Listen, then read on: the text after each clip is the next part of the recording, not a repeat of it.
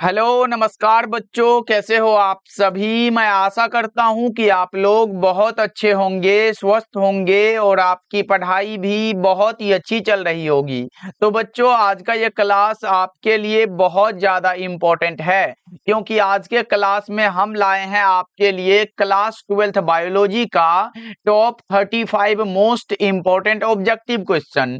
और बच्चों, ये सभी प्रश्न प्रीवियस ईयर के क्वेश्चन है। और बच्चों, आपको पता होना चाहिए कि प्रीवियस ईयर के क्वेश्चन से सबसे ज्यादा प्रश्न आपके एग्जाम में पूछे जाते हैं।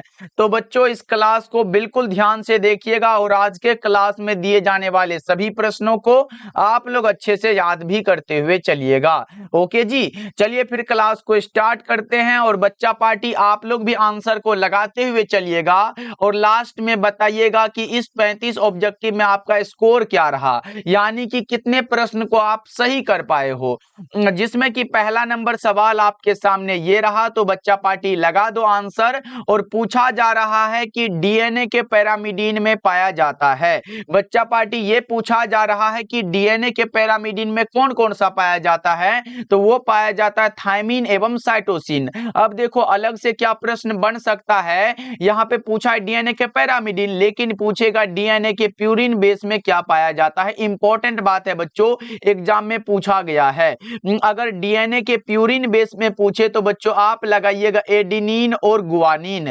और बच्चा पार्टी, यहाँ पे अगर डीएनए का पूछ लिया है तो आरएनए से भी प्रश्न बन सकता है ना, तो ये भी आपको मैं बता दे रहा हूं। अगर आरएनए के पैरामीडिन में आपसे पूछे बच्चा पार्टी, क्या पूछेगा, अगर आरएनए के पैरामीडिन में आपसे ये पूछे कि इसमें क्या होता है, तो इसमें बच्चा पार्टी थायमीन के जगह यूरासिल होता है और साइटोसिन का साइटोसिन होता है, याद रखिएगा।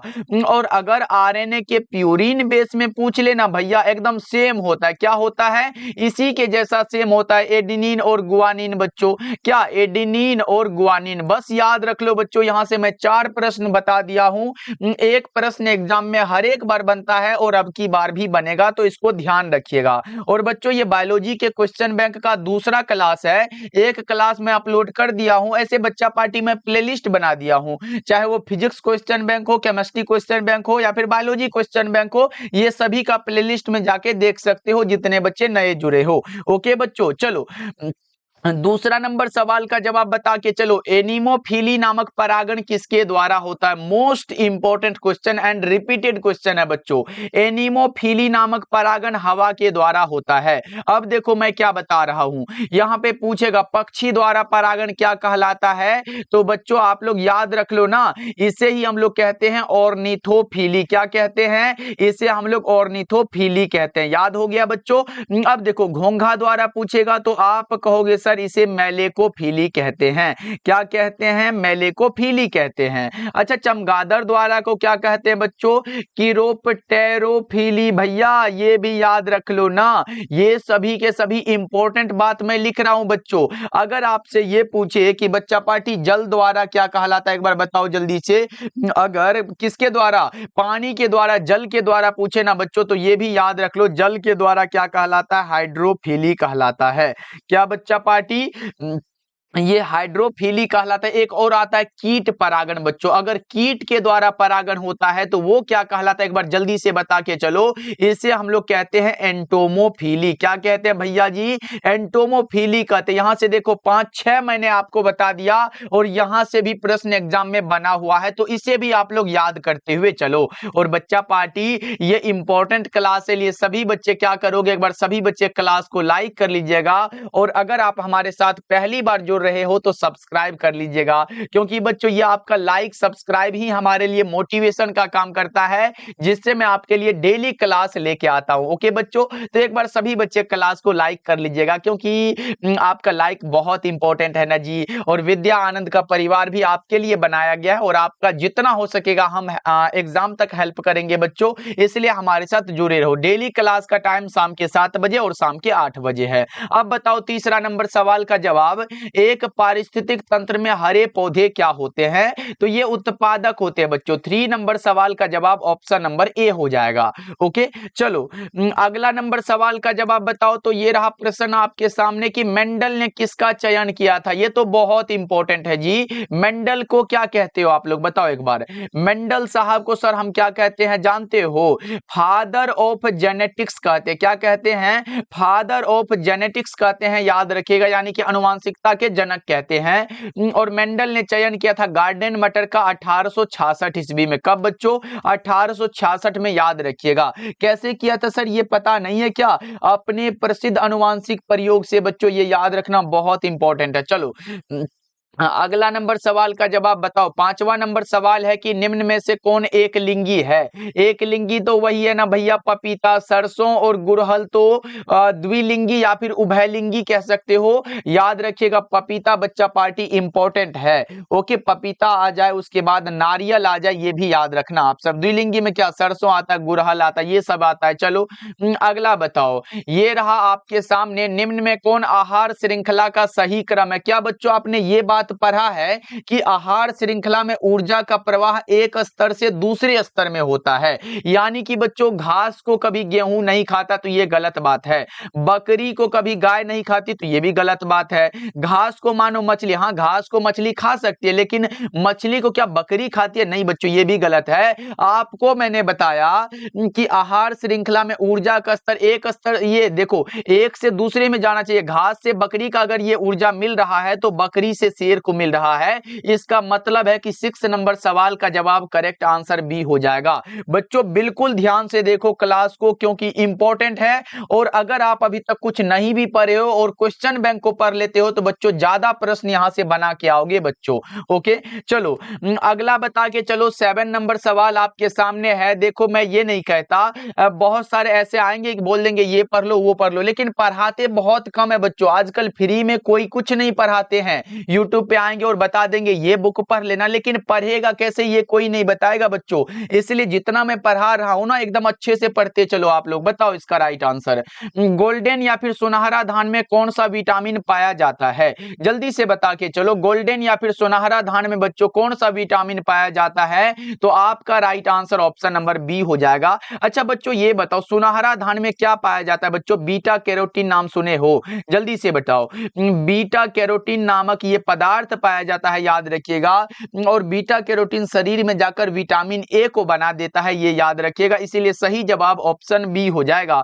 ओके, चलो बच्चा पार्टी क्लास को लाइक तो कर दिए हो ना सभी बच्चे? एक बार बताते हुए चलना जी। गिर अभ्यारण्य किसके लिए प्रसिद्ध है? देखो गिर अभ्यारण्य की बात करें बच्चों तो ये गुजरात में है। कहां पर है याद रख लो, गिर अभ्यारण्य गुजरात में है। एक आता है मानस अभ्यारण्य, कहां पर है? ये भी आया है कि मानस अभ्यारण्य बच्चा पार्टी कहां पर है? जल्दी से लगा के चलो। मानस अभ्यारण्य कहां पर है बच्चों? ये असम में है। मानस अभ्यारण्य कहां पर है? असम में है। और गिर राष्ट्रीय उद्यान जो है बच्चों ये एशियाई शेर के लिए प्रसिद्ध है। 8 नंबर सवाल का जवाब सी हो जाएगा। अलग से बताए हुए चीजों को बच्चों आप लोग रटते हुए चलो, जैसे रटना है रटो, लेकिन चाहे नोट्स बना के रट रहे हो रट लो भाई, क्वेश्चन बैंक इंपॉर्टेंट होता है। देखो न्यूक्लियोसाइड क्या होता है? सुगर प्लस में एक नाइट्रोजन युक्त बेस है तो ये न्यूक्लियोसाइड है, लेकिन सुगर प्लस एक नाइट्रोजन युक्त बेस प्लस में फास्फेट है ना बच्चों, इसे आप कह देना क्या जानते हो? ये भी आ सकता है बच्चों, याद रख लो, इसे कह देना न्यूक्लियोटाइड बच्चा पार्टी। इसे आप न्यूक्लियोटाइड कहना, लेकिन ये न्यूक्लियोसाइड है। ऑप्शन ए बिल्कुल करेक्ट हो जाएगा। यहां से भी 2 प्रश्न एग्जाम में बन जाता है। चलो 10 नंबर सवाल का जवाब बताओ। एंटीकोडोन किस में पाया जाता है बच्चों? एंटीकोडोन पाया जाता है टीआरएनए में। लेकिन एक बार आया था कि निम्नलिखित में किसकी संरचना क्लोवर लीफ के समान होती है बच्चों? ये दोनों बार आया है। एक बार इंग्लिश में पूछा था क्लोवर लीफ, जिसे आप हिंदी में त्रिपर्णी कहते हो। तो एग्जाम का मैं बता देता हूं कैसे आया था। एक बार पूछा किसकी संरचना त्रिपर्णी जैसी होती है, और एक बार पूछा किसकी संरचना क्लोवर लीफ के समान होती है। तो दोनों तो बात एक है बच्चों, ये भी टीआरएनए ही है, यानी कि ट्रांसफर आरएनए है बच्चों। ये बात आप याद रखिएगा। ओके, चलो अगला नंबर सवाल का जवाब बताओ। निम्न में कौन जीवाणु से होने वाली बीमारी नहीं है? जीवाणु से होने वाली बीमारी भाई देखो टाइफाइड है, कुष्ठ रोग है, डिप्थेरिया है, लेकिन इन्फ्लुएंजा क्या है बच्चों? इन्फ्लुएंजा जो है ना सर, ये वायरस जनित रोग है बच्चों। क्या है ये? वायरस जनित रोग। आप लोग याद रखना, इंपॉर्टेंट बात है बच्चों। राइट आंसर आपका ऑप्शन डी हो जाएगा। 11 का डी अगर आपने लगाया तो करेक्ट बात है बच्चों। बताओ क्रॉसिंग ओवर किस अवस्था में होता है? बताओ बच्चों क्रॉसिंग ओवर किस अवस्था में होता है? 12 नंबर सवाल का जवाब जल्दी से बताओ। ये होता है पैकिटीन की अवस्था में। किस अवस्था में बच्चों को ये क्रॉसिंग ओवर पैकिटीन की अवस्था की एक विशेषता है। 12 नंबर सवाल का जवाब सी हो जाएगा। एक एक प्रश्न का आंसर आप बताते चलो बच्चों, एग्जाम में नहीं छूटेगा प्रश्न बच्चा पार्टी। बताओ निम्न में कौन सा रोग हीमोग्लोबिन त्रुटि के कारण होता है? कौन सा रोग है बच्चों जो हीमोग्लोबिन त्रुटि के कारण हो जाता है? बताओ एक बार कौन सा हो जाएगा? 13 का सही जवाब वो हो जाता है सिकल सेल एनीमिया। 13 नंबर सवाल का जवाब आपका सही जवाब डी हो जाएगा। चलो अगला बता के चलो बच्चों, मेंडल ने कितने लक्षणों का अध्ययन किया था? देख रहे हो मेंडल से कितने सारे प्रश्न बन रहे हैं। मेंडल साहब ने बच्चों 7 लक्षणों का अध्ययन किया था। कितने लक्षणों का बच्चों? 7 लक्षणों का अध्ययन किया था। 14 नंबर सवाल का जवाब करेक्ट आंसर आपका बी हो जाएगा। ओके चलो अगला नंबर सवाल का जवाब बताओ। लो मेंडल ने किसका प्रतिपादन किया है? सहलग्नता का नियम है, आनुवांशिकता का नियम है, 10% ऊर्जा का नियम है, जीन उत्परिवर्तन का सिद्धांत है। पहले तो बच्चों मैं बता दूं सहलग्नता का नियम किसके द्वारा दिया गया है? मॉर्गन के द्वारा दिया गया। किसके द्वारा? मॉर्गन के द्वारा। अब देखो मेंडल ने आनुवांशिकता का नियम दिया है। अगर बच्चों ये पूछे 10% ऊर्जा का नियम किसने दिया तो क्या बताओगे आप लोग? जल्दी से बताओ। ये दिया है लिंडमैन साहब ने बच्चों। किसने दिया है? आप याद रख ला, ये लिंडमैन ने दिया है। अच्छा जीन उत्परिवर्तन का सिद्धांत किसने दिया है? आपने इसका नाम सुना होगा, जिसे कहते हो ह्यूगो डी व्रीज बच्चों। क्या? ह्यूगो डी व्रीज याद रखिएगा, इंपॉर्टेंट है। ये चारों आप लोग याद रखना। ओके चलो अगला नंबर सवाल का जवाब बताओ। 16 नंबर सवाल है, पृथक्करण के सिद्धांत को और क्या कहते हैं? इसे कहते हैं युग्मकों की शुद्धता का नियम। क्या कहते हो भैया जी? युग्मकों की शुद्धता का नियम। सही जवाब ऑप्शन सी हो जाएगा। चलो अगला बता के चलो। 17 नंबर सवाल है, गैमीट निर्माण को क्या कहते हैं? गैमीट निर्माण को गैमेटोजेनेसिस कहते हैं। क्या कहते हैं बच्चों? गैमीट निर्माण को गैमेटोजेनेसिस कहते हैं। 17 नंबर सवाल का जवाब ऑप्शन ए हो जाएगा। ओके चलो अगला नंबर सवाल का जवाब बताओ। 18 नंबर सवाल है, निषेचन क्या है? हमने आपको बताया था नर युग्मक तथा मादा युग्मक के संलयन को निषेचन कहते हैं। तो यहाँ पे मादा युग्मक में अंडा दिया गया और नर न्यूक्लियस का संयोजन। तो आपका राइट आंसर क्या होगा? 18 का ऑप्शन ए बिल्कुल सही हो जाएगा बच्चों। ओके तो आप लोग का ये आंसर है कि निषेचन की खोज किसने की थी? ये बता दो। खोज वाले बात भैया जल्दी से बता दो। द्विनिषेचन का नवास्टिन ने किया था और निषेचन का स्ट्रासबर्गर किया था। ये बात आप याद रखिएगा। चलो अगला बताओ। 19 नंबर सवाल है कि आनुवांशिकी के जनक कौन कहे जाते हैं? लेकिन बच्चों यहां से जानते हो एक प्रश्न आएगा, आनुवांशिकी शब्द किसने दिया? बताओ आनुवांशिकी बच्चों शब्द किसने दिया? तब इसका आंसर बदल जाएगा। आनुवांशिकी शब्द बच्चों ये बेटसन दिया था। किसने बच्चों? बेटसन साहब ने दिया था। लेकिन आनुवांशिकी के जनक बच्चों कहे जाते हैं मेंडल साहब। याद रखिएगा। ऐसा सर या देखो आप कहीं लगता है कि मेंडल से ज्यादा प्रश्न उठा लियो, नहीं बच्चों, ये एक साल में बने हुए प्रश्नों की संख्या है और जितना दोहराया हुआ वो मैं नहीं छांटूंगा। आपको ये तो पता चले कि एग्जाम में कैसे प्रश्न और कहां से प्रश्न बनते हैं, इसलिए बिल्कुल ध्यान से देखो क्लास को। चलो अगला नंबर सवाल का जवाब बताओ। यहां 20 नंबर सवाल है कि न्यूक्लिक अम्ल किसका पॉलीमर है?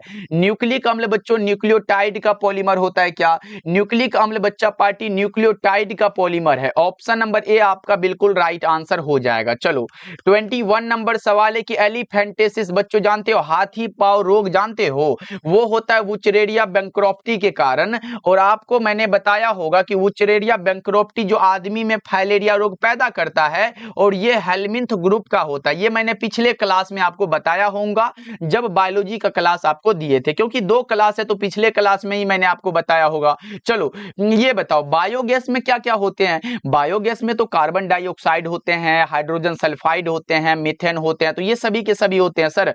ऑप्शन डी लगा दो बच्चों। क्लास को लाइक तो करते जा रहे हो ना सभी बच्चे, बता दो ना सभी बच्चे एक बार। चलो और बच्चों एक इंपॉर्टेंट बात मैं बता देना चाहूंगा, अगर आपने अभी तक कुछ भी नहीं पढ़ा कौन से सब्जेक्ट में, तो फिजिक्स केमिस्ट्री और बायोलॉजी में, तो हमारे द्वारा तैयार एक बार फिजिक्स केमिस्ट्री और बायोलॉजी के नोट्स को पढ़ लीजिएगा।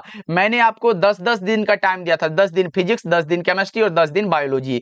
आप 30 दिन में तीनों सब्जेक्ट को खत्म करोगे, आपको एकदम लिमिटेड क्वेश्चन हमारे द्वारा दिया जाएगा और वो गैस क्वेश्चन है, उसके बाहर एग्जाम में नहीं आता। ये हर एक साल के बच्चों को दिया जाता है। अब आपकी बारी है बच्चों। इसका चार्ज मात्र 199 है, जिसमें कि आपको तीनों सब्जेक्ट का मिल जाएगा।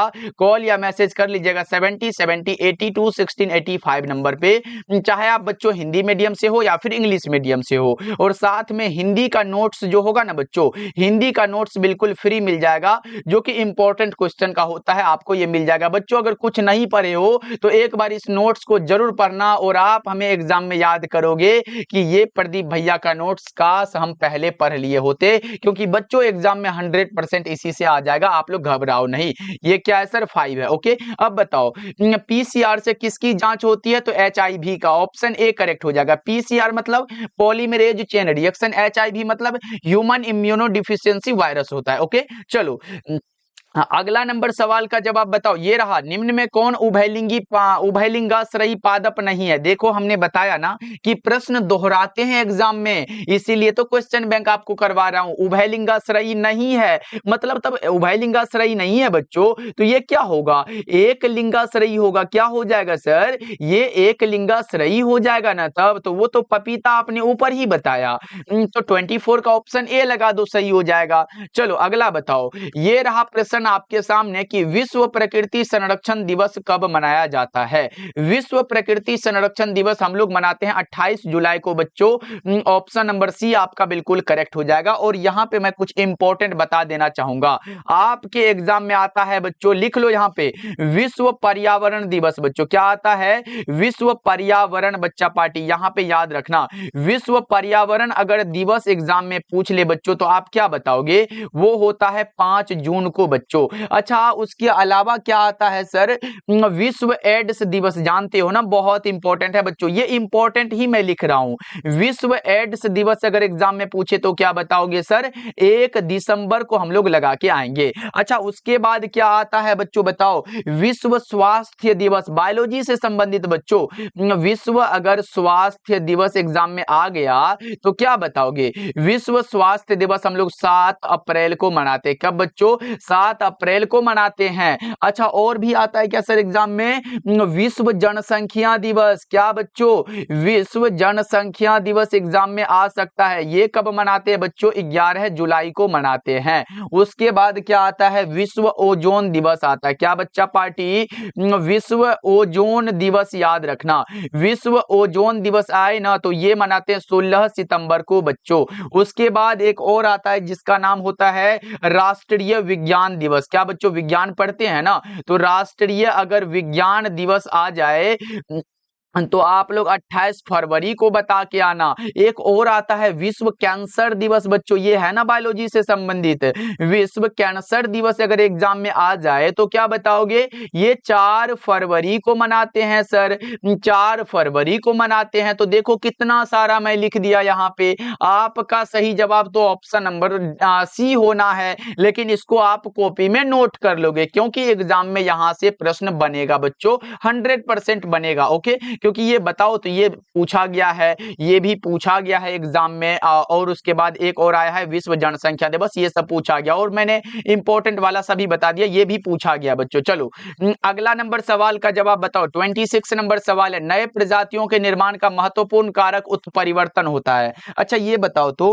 उत्परिवर्तन का सिद्धांत किसने दिया था, मैंने आपको बताया है, जल्दी से बताओ, इसका मैं नहीं बताने वाला। उत्परिवर्तन का सिद्धांत सर ये अभी तो जस्ट आपने बताया, ये दिया गया है किसके द्वारा? ह्यूगो डिब्रीज के द्वारा। किसके द्वारा? ह्यूगो डिब्रीज के द्वारा। ये याद रखना बच्चों, इंपॉर्टेंट है, आया हुआ है एग्जाम में। राइट आंसर बी हो जाएगा। चलो अगला बताओ, 27 नंबर सवाल है, रेस्ट्रिक्शन वीकर क्या है?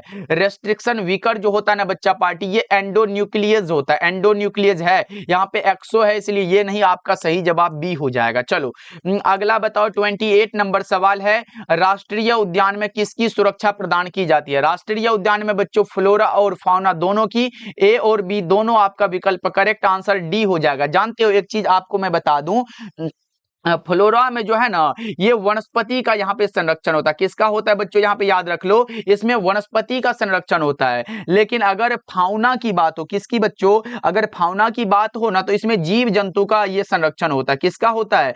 इसमें जीव जंतु का संरक्षण होता है। तो याद रखिएगा, ये सभी एग्जाम में प्रश्न आ सकते हैं। ओके चलो अगला नंबर, कैसे बनेगा प्रश्न बता दो ना। फ्लोरा पूछेगा, फ्लोरा में किसकी सुरक्षा प्रदान की जाती है, तो क्या बताओगे? फ्लोरा में वनस्पति की सुरक्षा और फाउना में जीव जंतु की सुरक्षा, दोनों याद रख लो आप लोग। चलो अगला बताओ आप लोग, ये रहा प्रश्न आपके सामने 29 नंबर सवाल, भूमि की उर्वरा शक्ति को परिपोषित करने वाला जीव समूह कौन सा? जैविक खाद्य होता है। और जैविक खाद्य का मुख्य स्रोत बच्चों क्या होता है? वो होता है जीवाणु। ये याद रखना आप सब। चलो अगला बता के चलो, 30 नंबर सवाल है, जैविक खाद्य का मुख्य स्रोत क्या है? जस्ट मैंने ऊपर बताया जीवाणु होता है। जैविक खाद्य का मुख्य स्रोत बच्चों क्या है? ये बैक्टीरिया होता है, याद रखना। कभी कभी इंग्लिश में बैक्टीरिया लिखेगा तो ऐसा मत कहना कि सर जीवाणु बताए थे, वहां पे बैक्टीरिया पूछ दिया था। ऐसे भी बहुत सारे बच्चे मिल जाएंगे हमारे यहाँ भाई, एकदम क्या बताए, बहुत सारे फैकल्टीज के स्टूडेंट हमारे साथ जुड़े हुए हैं, एकदम बहुत सारे कॉमेडियन भी हमारे साथ जुड़े हैं, कुछ एटीट्यूड बॉय भी जुड़ते हैं हमारे साथ। चलो अगला नंबर सवाल का जवाब बताओ, क्योंकि आईडी का नाम पढ़ते हैं ना भैया, बहुत अच्छा लगता है, और बहुत प्यारे प्यारे बच्चे हैं जो कि कमेंट करते हैं, तो हमें बहुत अच्छा लगता है जी। आपको ऐसे मैंने बताया। देखो, दलहनी पौधे के जड़ पिंड में कौन जीवाणु पाया जाता है? दलहनी पौधे के जड़ पिंड में बच्चों कौन सा जीवाणु पाया जाता है? ये पाया जाता है राइजोबियम बच्चों, राइजोबियम। ऑप्शन ए आपका करेक्ट हो जाएगा। चलो 32 का नंबर, ये रहा प्रश्न आपके सामने, नन प्राइमेट स्तनधारियों में पाए जाने वाले चक्र को क्या कहते हैं? बच्चों एक एक प्रश्न आपका कवर हो जाएगा जब आप क्वेश्चन बैंक को कर लोगे, और आपको खुद पे कॉन्फिडेंस आएगा कि सर हम एग्जाम में फोड़ सकते हैं। बताओ, नन प्राइमेट स्तनधारियों में, अभी तो ऑब्जेक्टिव है, सब्जेक्टिव भी करवाना है भाई। ये क्वेश्चन बैंक बताए ना, कवर करेंगे तो ऑब्जेक्टिव सब्जेक्टिव दोनों को खत्म करेंगे। देखो, नन प्राइमेट स्तनधारियों में पाए जाने वाले चक्र को मध्य चक्र कहते हैं।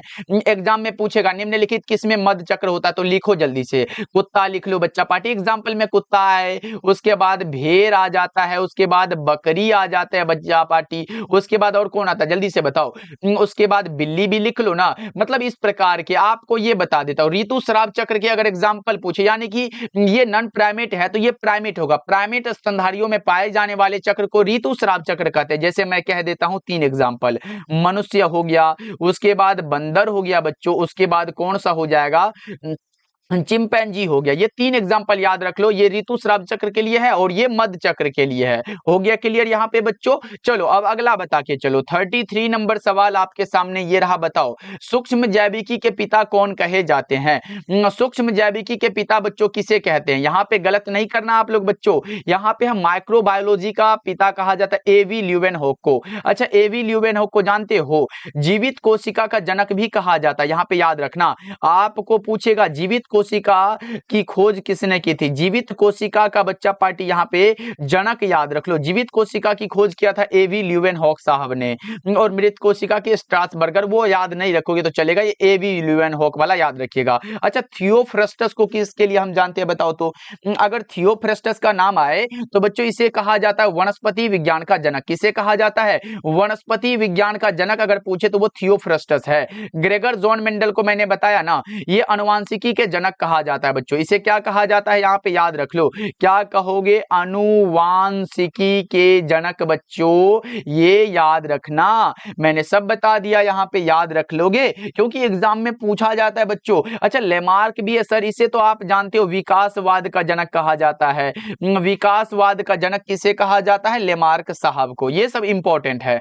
चलो अगला बताओ आप लोग, ये रहा गोनोरिया क्या है? कई बार आपने पढ़ा होगा, गोनोरिया आ जाए, उसके बाद बाद सिफिलिस आ जाए सर, उसके बाद हर्पिस आ जाए सर। आपको मैंने बताया था कि ये सभी के सभी क्या है, ये सभी के सभी संक्रमित रोग होता है। बच्चा पार्टी आपने पढ़ा होगा यौन संचारित रोग, यौन संचारित रोग यानी कि यौन संबंधों के माध्यम से एक दूसरे में ये फैलते हैं बच्चों। तो ये एक लैंगिक रोग होता है, गोनोरिया आए, सिफिलिस आए, हर्पिस आए, ये यौन संचारित रोग है जो कि ये जीवाणुओं के द्वारा होता है बच्चों। क्या है, यह एक प्रकार का बैक्टीरियल डिजीज है।